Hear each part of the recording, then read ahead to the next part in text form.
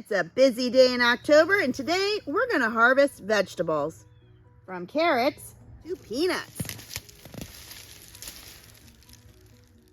to sweet potatoes, and the last of my peppers and tomatoes.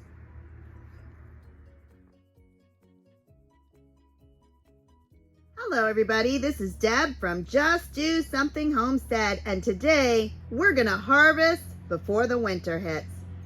I grow food for our family in 3 different ways. The first is with raised beds. The second is in ground.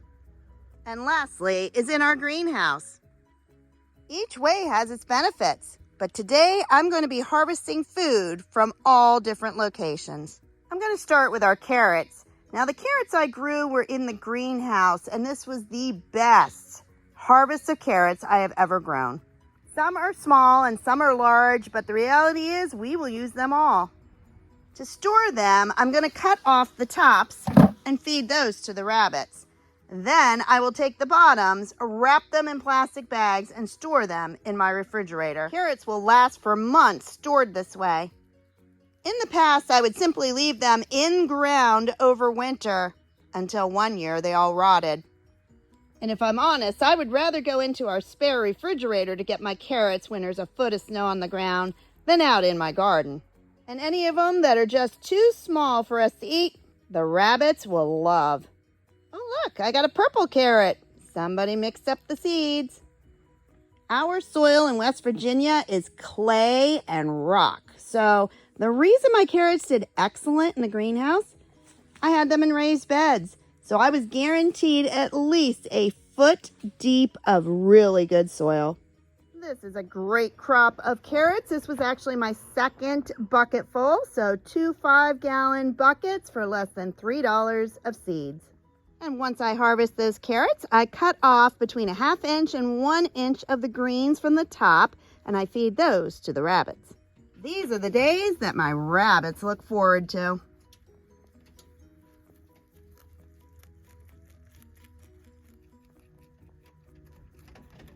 Here is this year's harvest. I used to can all of my carrots, but I found out I like them much better if they're just refrigerated.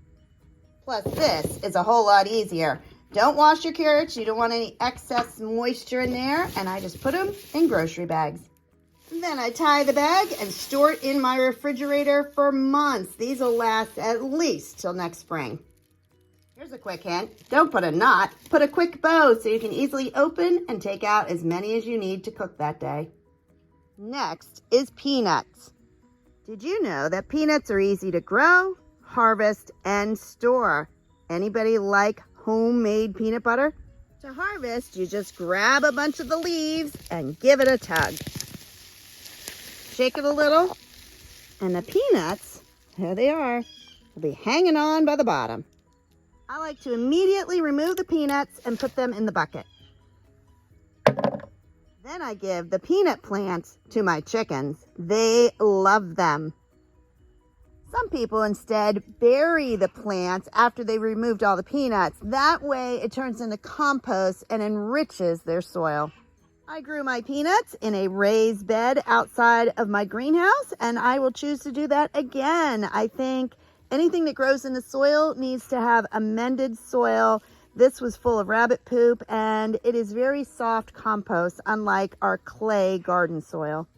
The next step after I have pulled all the plants and pulled off the peanuts is to go back through this dirt and dig up any peanuts that were left behind.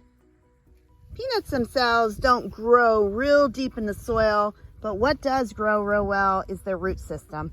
I'm going to just leave those in here. It will break down. All parts of the peanut plant is edible to your chickens, from the leaves to the roots to the stems. So I am left with a big pile. They're going to be really happy. And then as far as the peanuts themselves, I have a nice sizable amount. These are what's known as raw peanuts. So the next thing we need to do is dry them. There are 3 ways that you can accomplish that. A lot of people put them out in the sun, and that will dry them out after days. But here in West Virginia, we're not known for having lots of sunny, hot days this time of year. The next way is to heat them at a very low temperature in your oven. My oven, unfortunately, doesn't go that low, so that was not an option. Instead, I dehydrate mine. If you don't dry or cure your peanuts, what'll happen is they will mold inside the shell. Right now, they're kind of soft, they're not crunchy, and they're really thick. So the next step is to dry them out. You want to leave a lot of space between your racks in your dehydrator. So I am not using all my racks. I'm only using 3. Now I'm going to turn it on, set my temperature to just, let's see, 95, 104 will work. And my time to 12 hours. And that's it. These have been in here for 12 hours on 100 degrees. You're immediately going to feel a difference. They are now dry on the outside and much easier to open. Let's see if I can do it one-handed. Yep. There they are. And although these peanuts are now dry, they are still not ready to eat. The last step is to roast them. I roast my peanuts by keeping them in the shell, putting them in the oven at 350 degrees and baking for 20 to 25 minutes. Then I make peanut butter. Here's the difference between the 2 peanuts. This one was already dried. This one I just harvested. This one is very damp. It is still full of moisture. But this one, you can hear the peanuts are rattling in it. And the outside has shrunk and it is dry and hard.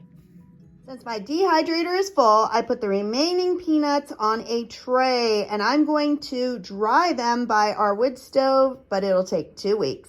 Once these peanuts are dry, make sure you pick out the best and the biggest that you can use for seed next spring. We are back in the greenhouse, and in the past I had always grown my peppers outdoors, but I decided to give it a try inside, and what I discovered is all I got were tiny little bell peppers. So next year my peppers are going back outside. Now, one thing that did amazing inside was tomatoes. Now at this point in the year they're rather small, but I had the most beautiful crop of tomatoes this year in the greenhouse. So from this point on, I will be planting a good chunk of my tomatoes in the greenhouse. As you can see, my tomato plants are definitely still producing. All right, time to stock up the farm stand. All right, next on the list, we are going to harvest our sweet potatoes. I don't know if you can tell, but this is probably 6 inches up, which means there's a huge chunk of sweet potatoes right there. And I will be quite honest with you, once school starts, my gardens get completely ignored. There simply is not enough time in the day to work 2 full-time jobs. Jim is going to come out and help me with this big old mess of sweet potatoes. So in the meantime, I'm going to plant garlic. Last weekend, I planted 1 bed of garlic. I'm moving on to the next one.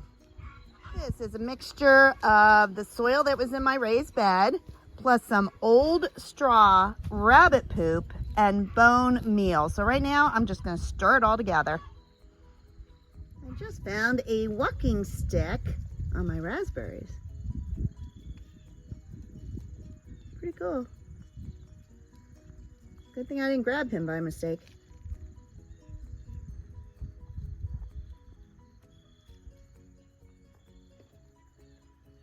I think he's missing a leg.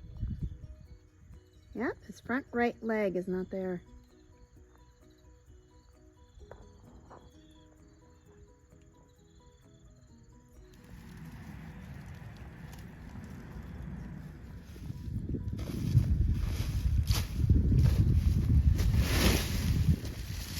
There you have it. 12 sweet potato plants gave us a wheelbarrow full of wonderful sweet potatoes. And the last step is to cure all of these things, except the carrots, around my stove. Now we have a gas stove and we have a wood stove. For my sweet potatoes, I layer them 1 layer at a time in some old boxes, and I cover it with a damp towel in front of my wood stove, which easily hits 80 degrees in this room. I'm going to leave these in front of my stove for between 7 and 14 days. If you enjoyed this video on how to not only harvest your fall vegetables, but how to cure and store them, please like, subscribe, and share. Have a blessed day, everybody. Bye-bye.